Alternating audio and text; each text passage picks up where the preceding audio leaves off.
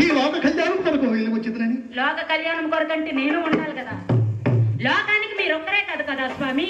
అవును కదా పార్వతి. పరమేశ్వరుడు పెట్టి నువ్వు ఎన్నిసార్లు వెళ్ళావు పార్వతి? నేను ఎక్కడికి వెళ్ళాను స్వామి? ఎందుకు పార్వతి?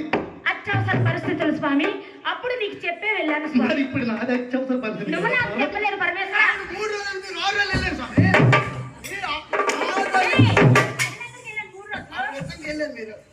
జలాసంతుడు నువ్వు ఇప్పుడు స్వామి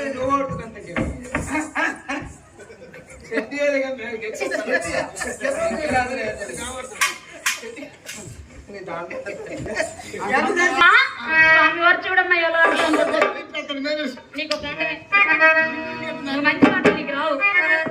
పరమేశ్వర ప్రాణనాథ చోటుకి వెళ్ళినా నీకు చెప్పే వెళ్ళాను పరమేశ్వర. ఈనాడు నాకు చెప్పకుండా వెళ్ళారు కాబట్టి కొన్ని సందర్భాలంటే ఆడవాళ్ళకి చెప్పనవసరం లేదు పార్వతి. ఆడవారికి చెప్పనవసరం లేదు పార్వతి. అరహర మహాదేవ శంభో శంకర అంటూ భూలోకముల భక్తులు పిలిచారు పార్వతి.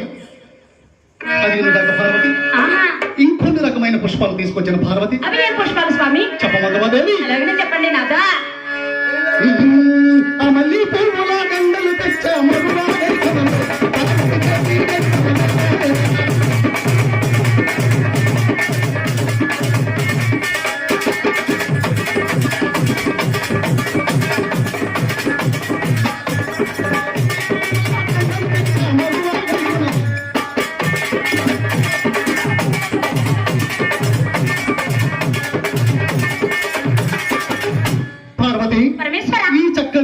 సువాసన మల్లెపూలు పులికే వద్దని చెప్తాను. నా ప్రాణనాథుడు మాటలు నమ్మద్దు. ఏమి అసంగతి తెలుసు పార్వతి. పరమేశ్వర నాయందు ప్రేమతో నీ యందు ప్రేమతో నాయందు అభిమానముతో మల్లెపూలు దండలు తెచ్చారు నాథ.